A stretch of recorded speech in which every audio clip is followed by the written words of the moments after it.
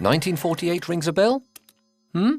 Oh, yes, of course. It was in the last century, Grandma and Grandpa's generation. Legend has it that there were still dinosaurs hiding in caves up in the mountains.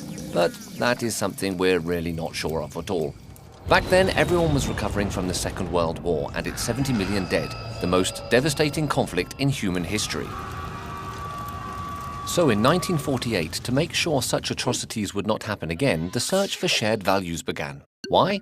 Have people unite around a strong symbol, the Universal Declaration of Human Rights. What is less known is that it was adopted by the UN General Assembly and has become the most translated text on Earth. But what are human rights? The rights you are entitled to simply because you are a human being. In other words, everyone benefits from them from birth, without exception or distinction.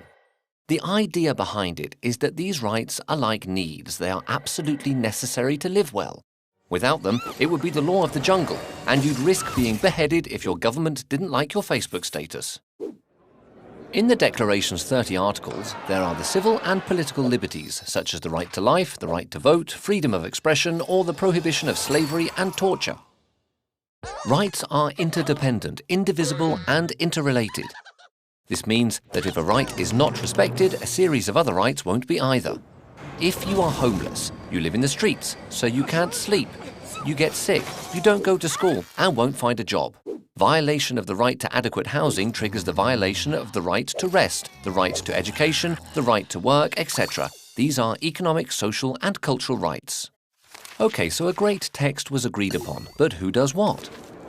Well, on paper, the state's mission is to take the necessary measures for the Declaration to be respected. But in reality, there are some very bad students. The Declaration is not a legislative text, it's an ideal. Its name says it all, it is a declaration. Therefore, it is not valid in a court of law. But most states have integrated human rights in their constitution, and therefore, they must guarantee them. Amnesty fights to defend and protect universal rights by showing huge red cards to states that don't comply with their obligations. Because these rights are violated daily and all over the world, our role is to denounce abuses and inform the international community.